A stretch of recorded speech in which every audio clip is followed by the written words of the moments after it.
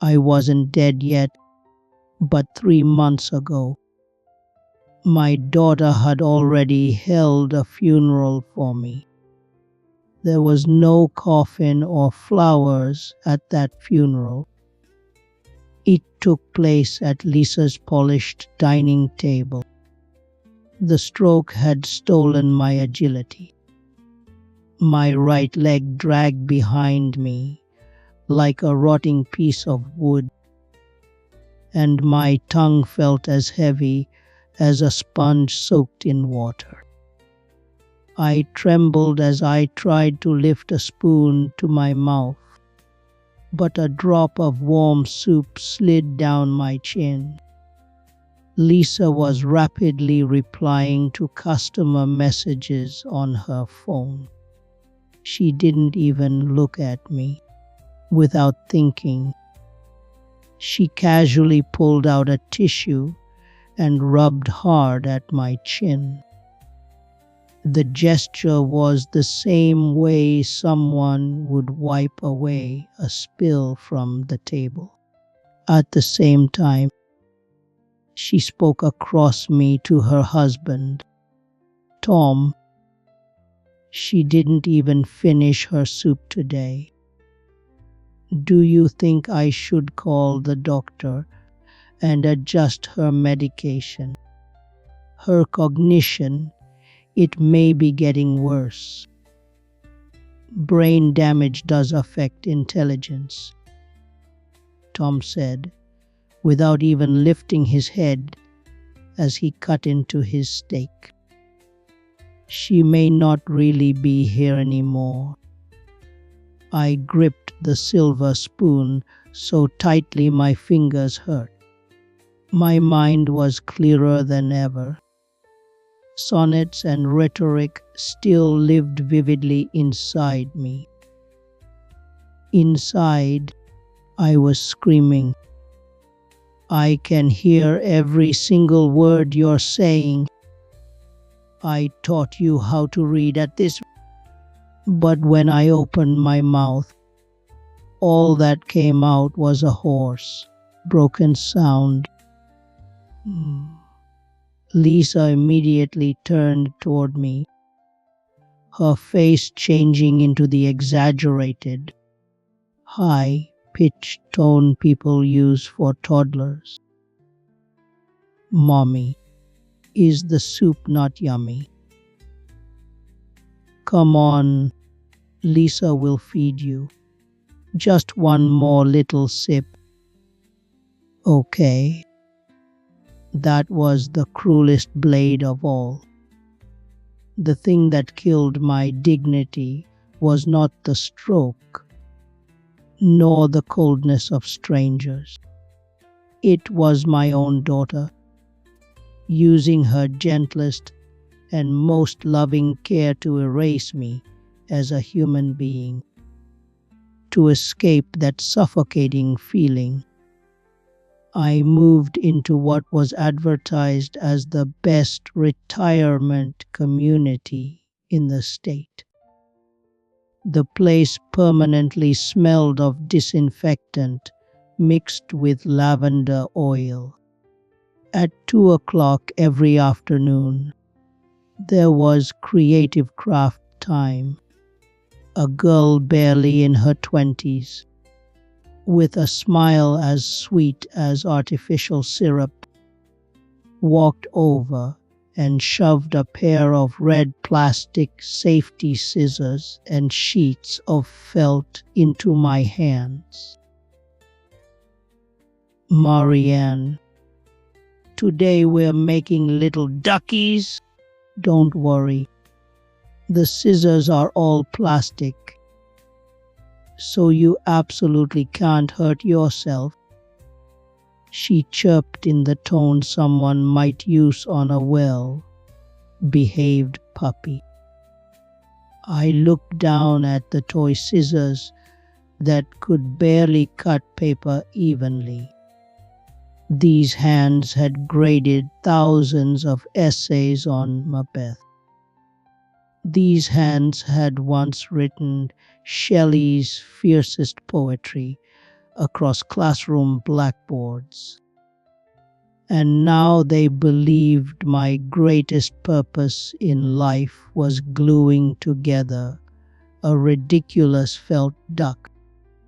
What terrified me even more were the endless safety policies. Because they were afraid I'd fall, I couldn't walk alone to the balcony at the end of the hall. Because they were afraid I'd burn myself, my tea was always lukewarm. Because they feared accidents, they wouldn't even allow me downstairs by myself. Everyone was protecting me, and at the same time, everyone was slowly erasing me. I was no longer a living person.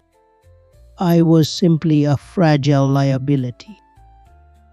In the common room, filled with senile residents, drooling at meaningless television programs, a freezing terror crawled from the soles of my feet all the way into my skull. 20 days later, despite Lisa's objections, I moved back into my old house. That winter, the snow nearly buried my mailbox. Wrapped in a thick coat, I stubbornly tried to clear the front steps with a snow shovel while icy wind forced itself down my collar. Then suddenly, my right leg lost feeling. The metal cane slipped violently on the frozen steps with a harsh screech. And the next moment I crashed hard into the snow. My coat soaked through almost instantly. I tried to push myself up, but my joints were numb and stiff as stone in the cold. Snowflakes landed on my eyelashes and melted into icy drops. I stared down the empty street as the white fog of my breath slowly disappeared into the air. I truly heard death approaching. Then suddenly, the iron gate of the neighboring yard burst open. Julian came running toward me through the snowstorm, wearing only a thin gray hoodie. His 16-year-old hands were warm and strong as he slid them beneath my arms and lifted my heavy, frozen body from the snow. He settled me onto the old couch in my living room and clumsily wrapped blankets around me. Then he stood awkwardly nearby, both hands jammed into his hoodie pockets so tightly his knuckles strained against the fabric. His face was red as he desperately tried to ask whether I was all right. "Why you are?" Julian squeezed his eyes shut. His fists trembled inside his pockets, veins standing out along his forehead.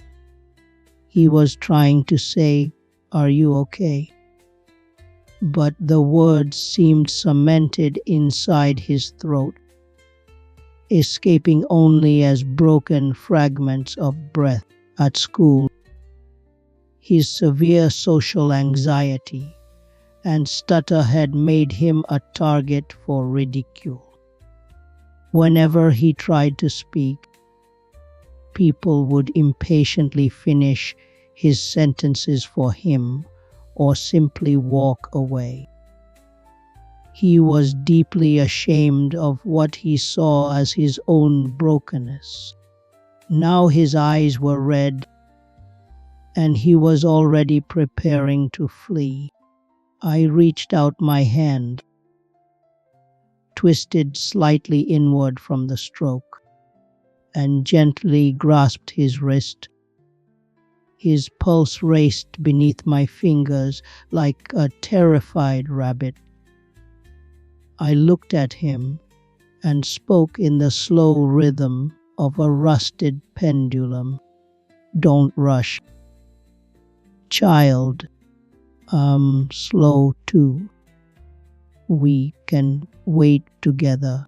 Julian froze. Then slowly, he opened his eyes. In his world, people always turned away in frustration when he stuttered or hurried to complete his words for him.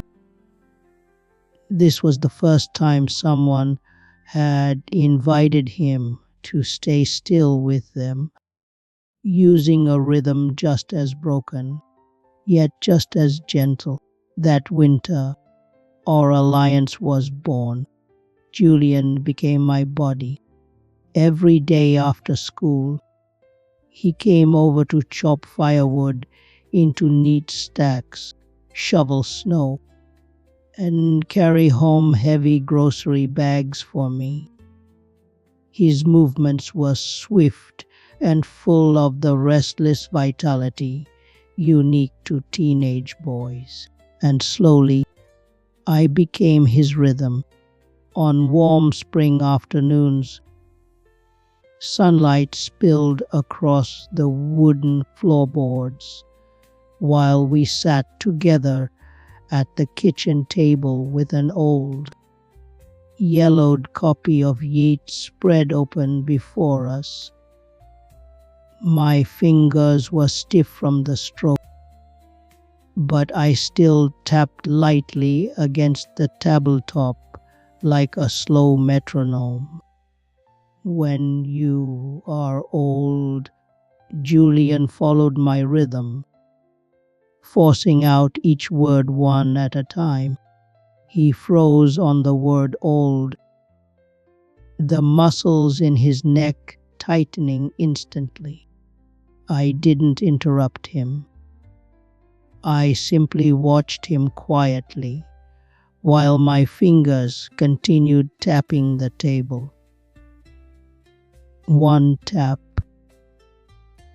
two taps, slow and patient, and gray and full of sleep. Finally, he pushed through the blockage, holding him back. Then he smiled. And for the first time, his smile looked exactly the way a 16-year-old boy's smile should look. Bright, light, untouched by shadows. When we cooked dinner, my hands trembled too much to peel potatoes. So Julian peeled them while I slowly instructed him how to cut them into even cubes. We moved together without rushing. The kitchen filled with the smell of butter and mashed potatoes. In a world moving so fast it could suffocate you, the two of us, people left behind by speed, finally found a safe island inside each other. Last Thursday, Lisa stormed into the house the way she always did, without even knocking. Her face still carried that familiar look of anxious exhaustion, the expression of someone bracing herself to clean up another mess. But the moment she stepped inside, she froze. The house smelled of black tea and baked oats. There was none of the chaos or lifeless silence she had expected. Instead, rhythmic reading drifted from the living room. The voices were hoarse and slow, yet strangely steady. Lisa quietly stepped closer, and there she saw me, sitting upright at the dining table, covered with its checkered cloth, my spine straight, my eyes shining with a light she had not seen in years. It was the light of a teacher, the light of a complete human being. Mom. Lisa stood there holding her shopping bags, staring in disbelief. What is this? Did you hire this boy? I turned toward her. My speech was still painfully slow, but every word landed with the full weight of my existence. Lisa, we are saving each other. Lisa stared at me, then at the boy who still looked nervous but no longer hid from the world. For a long time, she said nothing. And in this loud, merciless world, someone had finally learned how to hear the voices of people who moved slowly.